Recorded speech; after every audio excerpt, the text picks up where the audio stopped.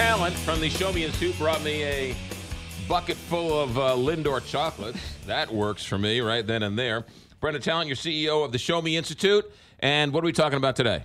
We're going to talk about a new project that my analysts have undertaken. It's called the Checkbook Project.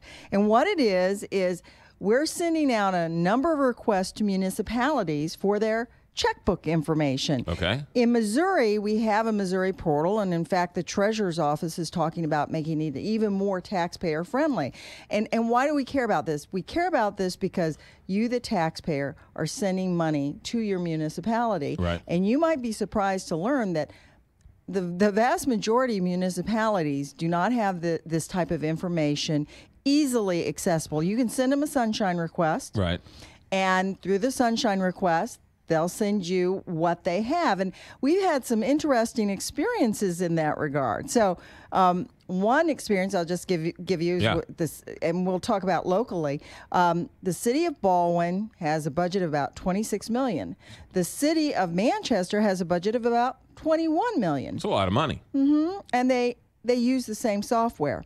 The city of Baldwin has a transparency portal. In other words, you can go on the internet and you can see who they're writing checks to and for what amount. You can see how much the trash guy's getting, how much the postman's getting, how much the road guy's getting, the sewer guy, and everything else. Right, exactly. And if you really care about accountability of government, you can sort it in different ways. Right. So you can sort it by vendor, see if any vendor's like maybe getting a little too much than you think, and Right. you can raise questions. City of Manchester acquired the same software as Baldwin back in 2014. We're asking for 5 years of records, so we're going back to 2012. We get a response from them saying it'll cost you $1,200. Right.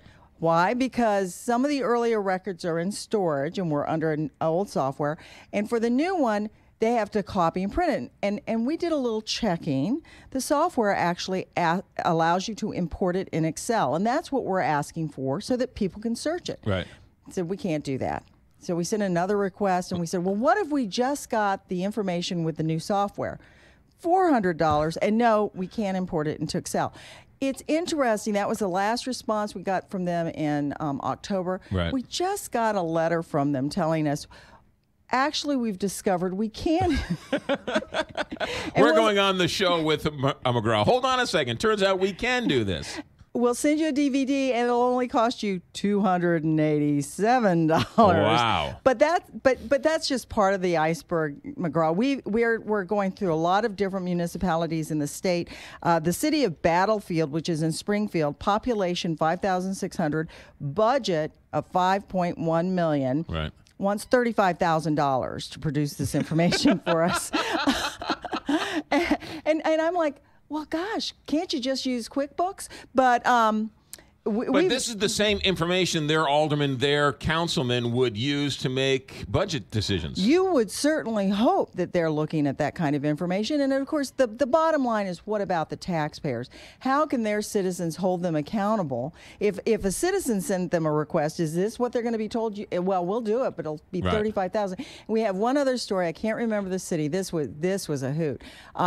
The city had moved city halls. So what did they do? They took the financial records, dumped them indiscriminately in boxes. And so in order for them to meet our sunshine request, they will have to hire temporary workers to go through all the boxes and sort them and put them in order.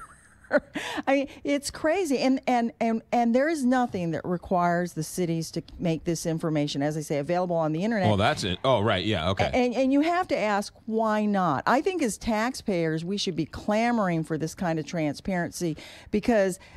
Well, any town that's still using, paper ledgers, I mean, it's time to join the 21st century. It's almost 1/5 over. It's time to sort of get your records in computer form so you can take advantage of the software out there. That's exactly right. And these cities are collecting a lot in tax revenue for Right. which they ought to be accountable. Yeah. Wow. Really interesting stuff. All right.